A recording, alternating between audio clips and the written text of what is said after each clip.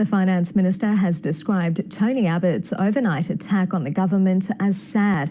Mr Abbott says the coalition led by Malcolm Turnbull is marching towards defeat. It's the latest shot in a campaign to destabilise the Prime Minister. Political editor Chris Cormann. A solemn pledge from a fallen leader. There'll be no wrecking, no undermining and no sniping. It was a promise he's routinely broken, and last night it was shattered. Plainly, there are lots of people who are concerned about our direction. At a Sydney book launch, Tony Abbott took aim at the Turnbull government and predicted its demise. The risk is that we will drift to defeat. His remedy is to shunt right by cutting immigration, freezing spending, disbanding the Human Rights Commission, ending renewable energy subsidies and depowering the Senate. Look, my duty as a former party leader is to try to ensure that the party and the government stays on the right track. A long-time loyalist turned, first in sorrow. I find it sad. And then in anger.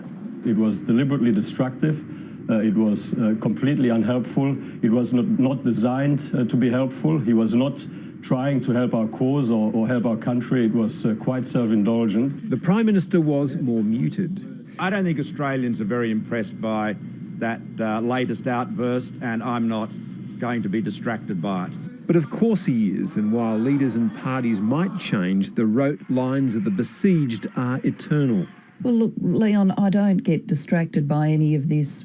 And his stalker offered the ritual, bloodless endorsement. Obviously, I support the leader of the government. Tony Abbott doesn't have the numbers to snatch the Liberal leadership, but that doesn't mean he isn't dangerous.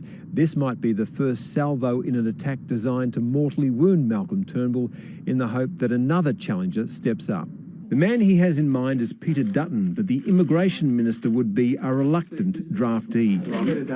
What usually happens next in leadership spills are statements of endorsement. The Prime Minister has the overwhelming support of the caucus. Malcolm Turnbull enjoys the support of the party room. God help him. Chris Cormann, ABC News, Canberra.